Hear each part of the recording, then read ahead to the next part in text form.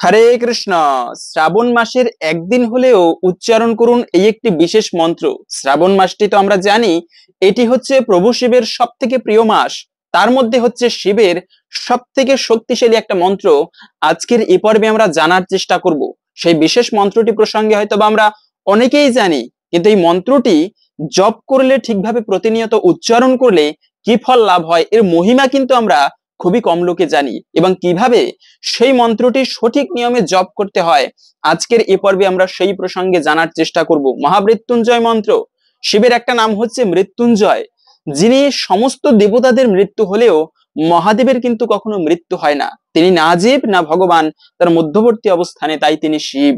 এই শিব প্রভুর সব থেকে শক্তিশালী একটা মন্ত্র রয়েছে, যে মন্ত্রটি মৃত্যুঞ্জয় নামে আমরা চিনে থাকি। হয়তো অনেকেই জানি, বুঝতে পেরেছি, কিন্তু এই মন্ত্রটা জপ করলে কি কি ফল আমরা পেতে পারি সেই বিষয়ে আমাদের অনেকেরই অজানা, এবং সঠিক নিয়মে আমরা অনেক সময় উচ্চারণ করি না, জপ করি না।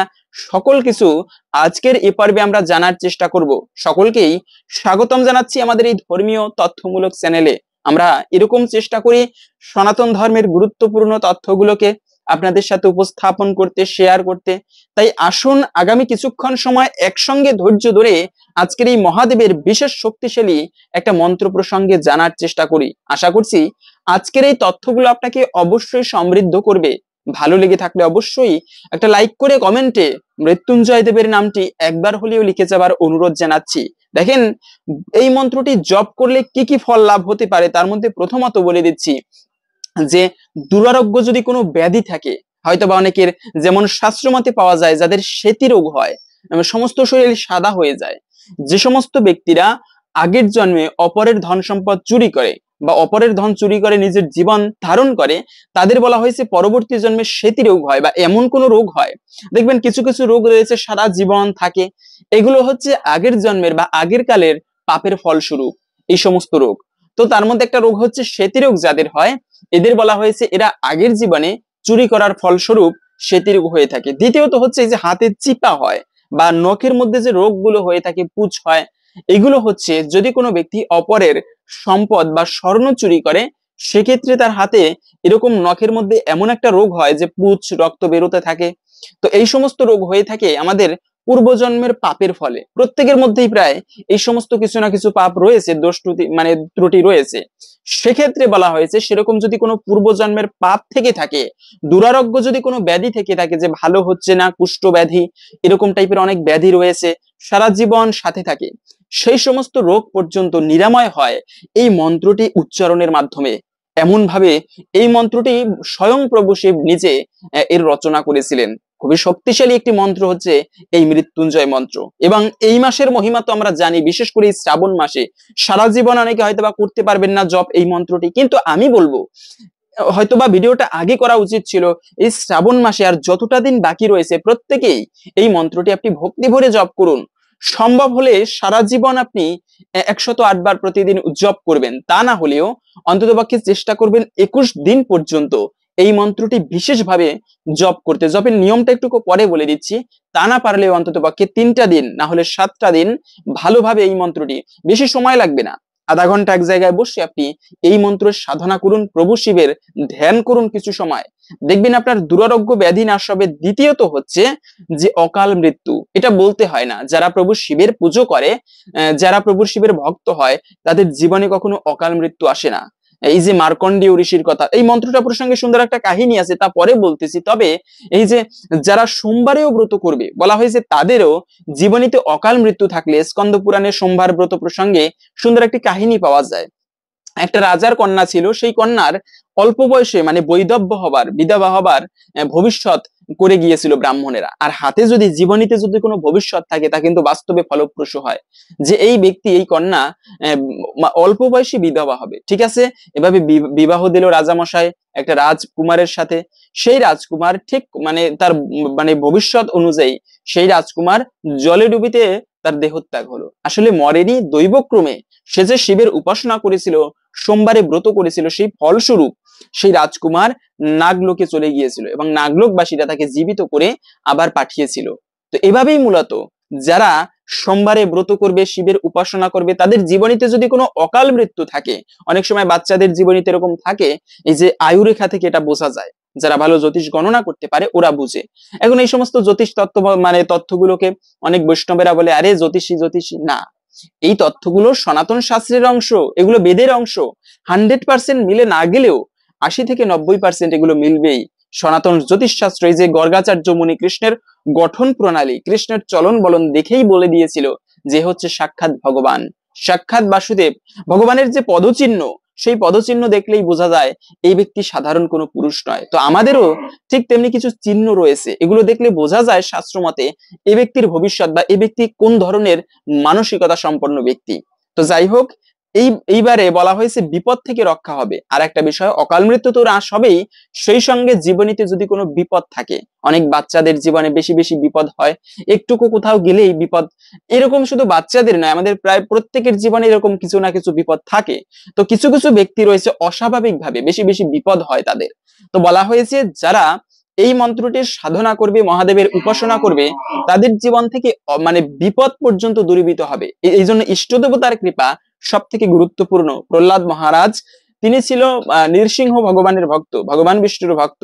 তো সেই প্রহ্লাদের উপর এত অত্যাচার করেছিল, তাকে মারার জন্য এত পরিকল্পনা করেছিল তার বাবা হিরণ্যকশিপু, কিন্তু মারতে পেরেছিল।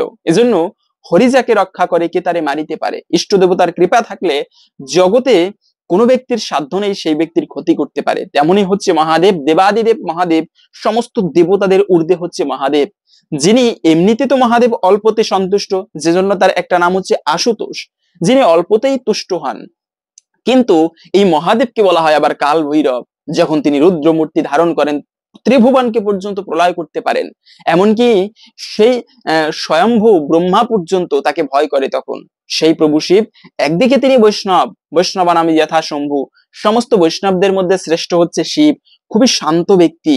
এই যে দেখেন, ভাগবত অমর কথা, একবার মা পার্বতী প্রভু শিবকে প্রশ্ন করেছিল যে প্রভু, তোমার গলায় যে একটা হার, এই হারটা কিসের বা এই মালাটা কিসের? তখন প্রভু শিব মা পার্বতীকে বলেছিল, দেবী এই হারটা হচ্ছে তুমি যতবার দেহত্যাগ করো ততবার তোমার শরীরের একটা হার পুঁথি করে আমার এই মালায় ধারণ করি। তাহলে প্রভু আমার মৃত্যু হয়, তোমার হয় না? না দেবী, আমার কখনো মৃত্যু হয় না। তুমি কি এমন মৃত্যুঞ্জয়ী বিদ্যা জানো যে কারণে তোমার মৃত্যু হয় না? তখন সেই প্রভু শিব বলেছিল যে আমি অমর কথা জানি, ভাগবতীয় কথা জানি, এই কথা জানলে কখনো কারো মৃত্যু হয় না। তো সেই অমর কথা, বৈষ্ণবের ভাগবত সব থেকে শ্রেষ্ঠ গ্রন্থ হচ্ছে জগতে ভাগবত গ্রন্থ, সেই গ্রন্থ যে ব্যক্তির হৃদয়ে গাথা তিনি হচ্ছেন কিন্তু মহাদেব। সমস্ত বৈষ্ণবের মধ্যে শ্রেষ্ঠ হচ্ছে এই মহাদেব। তাই সেই ব্যক্তির জন্য বলা হয়েছে যাদের উপরে সেই মহাদেবের কৃপা হয় সে ব্যক্তির ইহ জগতে কোনো বিপদ হয় না, ইহ জগতে সুখ শান্তি সমৃদ্ধিতে পরিপূর্ণভাবে বসবাস করতে পারে এবং অন্তিমে সে ব্যক্তি মুক্তি লাভ করে। মানে পরপারে সে ব্যক্তি এমন জায়গায় যায়, সেই শিবের লোক হচ্ছে নিত্য। মনে রাখবে, এই জগতে আপনি দেবতা হলেও আপনার মৃত্যু হবে, জন্ম মৃত্যুর চক্রে আপনাকে ঘুরতে হবে কিন্তু।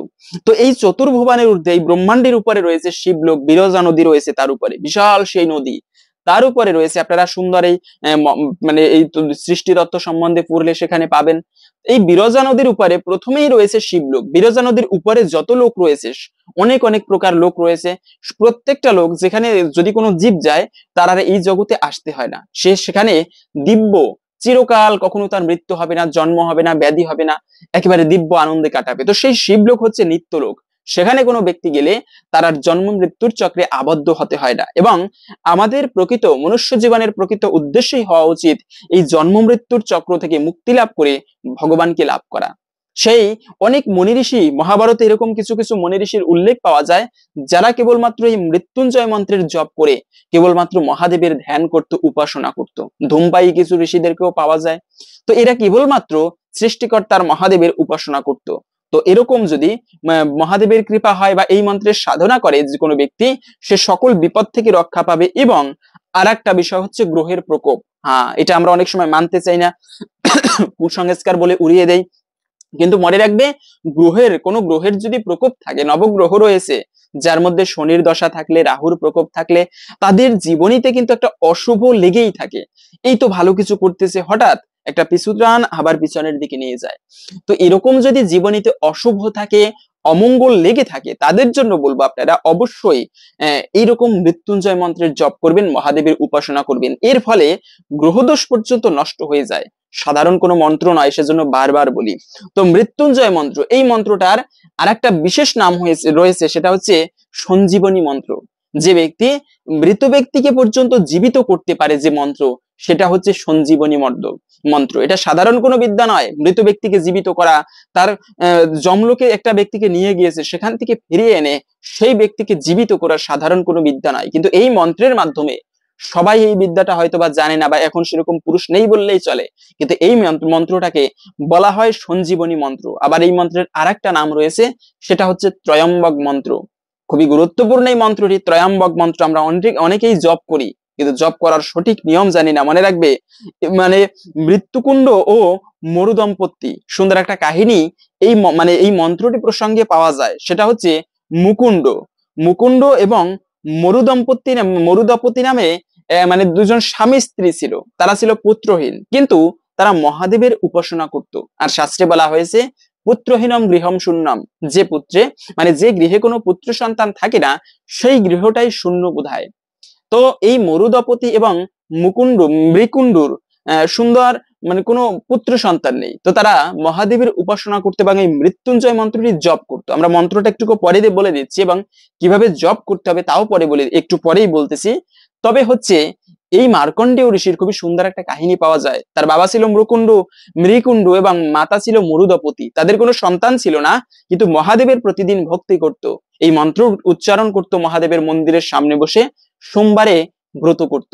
এইভাবে তারা শিবের কৃপায় একটা সন্তান তো প্রাপ্ত হলো, কিন্তু তার কপালের লেখনীতে শিব বলে দিয়েছিল এই মৃকুণ্ডুকে যে তোমার সন্তান 16 বছর বয়সে দেহত্যাগ করবে। কিন্তু কি হলো, সেই বাবা মৃকুণ্ডু মার্কণ্ডেয় ঋষিকে মহামৃত্যুঞ্জয় মন্ত্রটি শিখিয়ে দিয়েছিল। মৃত্যুঞ্জয় মন্ত্র জপ করতে করতে সেই মার্কণ্ডেয় ঋষি, যে ব্যক্তির 16 বছর বয়সে মৃত্যু হবার কথা ছিল, এই মন্ত্রের প্রভাবে সেই ব্যক্তিটা 7 কল্পকাল জীবিত হলো। মানে 7 বার পৃথিবী প্রলয় হয়েছিল, তারপরেও কিন্তু মার্কণ্ডেয় ঋষির মৃত্যু হয়নি। এতটা পাওয়ারফুল, এতটা শক্তিশালী সেই মন্ত্র। যে মাসে মার্কণ্ডেয় ঋষি তপস্যা করে সিদ্ধি লাভ করেছিল, মহাদেবের উপাসনা করে, যমরাজ কিন্তু নিতে এসেছিল, পারেনি কিন্তু নিতে সেই মার্কণ্ডেয় ঋষির আত্মাকে। কেননা সে ব্যক্তি মহামৃত্যুঞ্জয়ের সাধনা করতেছিল ধ্যানে বসে। মার্কণ্ডেয় ঋষি ভাবতেও পারেনি যে আমার আশেপাশে সেই যুদ্ধ করতেছে যমরাজ এসে। মহাদেব স্বয়ং তাকে রক্ষা করেছিল। মার্কণ্ডেয় তো জপ করতেছিল, মহাদেব নিজে মার্কণ্ডেয়কে রক্ষা করেছিল। ঠিক যেরকম প্রহ্লাদ মহারাজ ভগবানের ভক্ত হওয়ায় এতবার হিরণ্যকশিপু তাকে মারতে চেয়েছে, আগুনে ফেলে দিয়েছে, সেই আগুনের মধ্যে থেকে ভগবান বাঁচিয়ে নিয়ে এসেছে। ত্রিশূল ছুঁড়ে মারে মার্কণ্ডেয়র দিকে, সেটি পুষ্প হয়ে পদ্মফুল হয়ে মার্কণ্ডের গায়ে গিয়ে পড়ে। এরকম করে উপর থেকে ছুঁড়ে ফেলে ভগবান তাকে কোলে নিয়ে রক্ষা করে।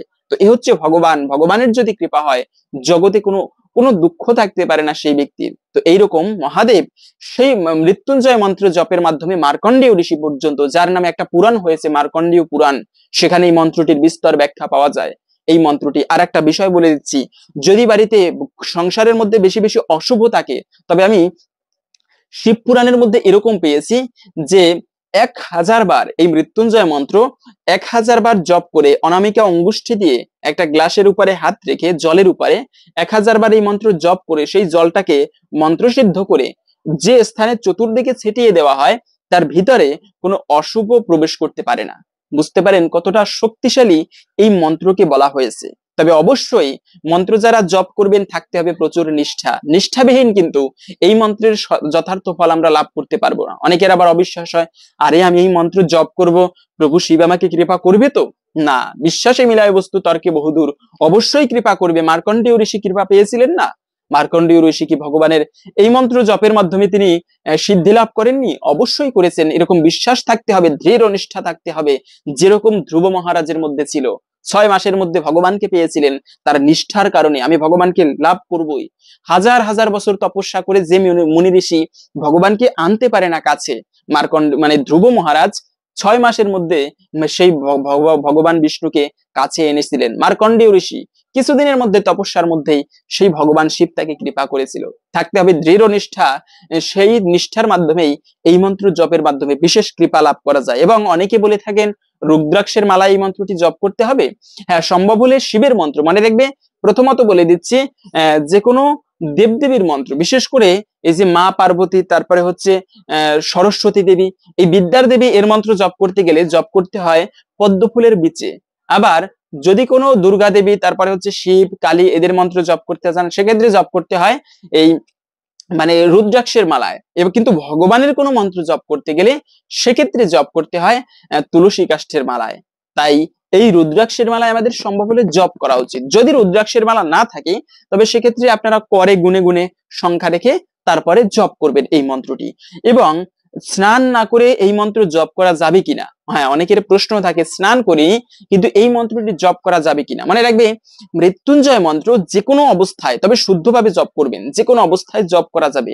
হয়তো আপনি কঠিন বিপদে পড়েছেন, সেখানে বসে এই মন্ত্রটি জপ করবেন, মহাদেবের কৃপা লাভ হবে। তবে বলা হয়েছে যারা জপ করবেন প্রত্যেকে মনে রাখবেন স্নান করে একেবারে শুদ্ধ বস্ত্র পরিধান করে কিছুক্ষণ সময় আপনারা ভালোভাবে এই মন্ত্রটি জপ করবেন। একটা আসন পেতে নেবেন, জপের নিয়মটা এখন আমরা বলে দিচ্ছি। একটা আসন পেতে নেবেন, সেই আসনের, আমিও এখানে আপনাদের সামনে যে পাঠ করি, এটা একটা ছোট্ট একটা আসনের উপরে বসে, যেরকম পূজা করা হয় ওইরকম বসে, এরকম একটা আসনের উপরে বসে, পদ্মাসনে বসে আপনারা এই মন্ত্রটি জপ করবেন। আসনের উপরে বসে প্রথমে গুরুদেবের প্রণাম মন্ত্র বলে নেবেন, পাশে একটা ধূপকাঠি জেলে নেবেন, আবার একটা প্রদীপ জেলে নেবেন। এটা হচ্ছে সর্বোত্তম বিধান। যদি ধূপকাঠি প্রদীপ নাও জ্বালতে পারেন তবেও মন্ত্র জপ করতে পারবেন। সামনে যদি শিবের কোনো মূর্তি থাকে অথবা শিবলিঙ্গ থাকে তা আরো ভালো বলা হয়েছে। তা না হলে যে কোনো শিব মন্দিরে গিয়ে এই মন্ত্রটি জপ করবেন। প্রতিদিন 21 দিন পর্যন্ত এই মন্ত্রটা করবেন জপ। প্রতিদিন 108 বার করে জপ করবেন, এটিকে সর্বোত্তম বলা হয়েছে। এভাবে আপনারা এই মন্ত্রটি এক আসনে বসে শুদ্ধ মনে পবিত্র কাপড়ে এই মন্ত্রটি জপ করবেন। দিনের বেলা পূর্ব দিকে তাকিয়ে মানে পূর্বমুখী হয়ে জপ করবেন, সন্ধ্যাকালে মানে সূর্যাস্তের পরে উত্তরমুখী হয়ে জপ করতে হয়। তো এইভাবে আপনারা জপ করবেন। এখন মন্ত্রটা আমি বলে দিচ্ছি, সেই মন্ত্রটা হচ্ছে ভালো করে জেনে নেন, আমি স্ক্রিনেও দিয়ে দিচ্ছি। সেটি হচ্ছে ওম ত্রম্বকম যজামহে সুগন্ধিম পুষ্টিবর্ধনম উর্বারুকমিব বন্ধনান মৃত্যুর্মুক্ষীয়মামৃতাৎ। এরকম করে আপনারা, আমি আবার উচ্চারণ করলাম না তো, এরকম করে আপনারা ধীরে ধীরে মন্ত্রের প্রত্যেকটা অক্ষরকে হৃদয়াঙ্গম করে, হৃদয়ের মধ্যে উপলব্ধি করে, ধ্যানের মাধ্যমে প্রভু শিবের ধ্যান করে, তিনি আপনার সামনে বসা, আপনি তার ধ্যান করতেছেন, মনের মধ্যে একটা চরম প্রশান্তি আপনি অনুভব করবেন এই মন্ত্রটি জপের মাধ্যমে। মন্ত্র জপ করলে অনেক কিছু লাভ হয়, অনেক বিপদ আপদ হয়, রোগ নিরাময় হয়, কিন্তু এই মন্ত্রটা জপের মাধ্যমে মনটা খুবই শান্ত হয়ে যায়, একটা প্রশান্তি আসে। এটাই সব থেকে শ্রেষ্ঠ মহিমা হচ্ছে এই মৃত্যুঞ্জয় মন্ত্রের। অনেকে বলে থাকেন আমিষ খেলে এই মন্ত্রটি জপ করা যাবে কিনা। অবশ্যই জপ করতে পারবেন, তবে নিরামিষ খেয়ে জপ করাটা সর্বোত্তম।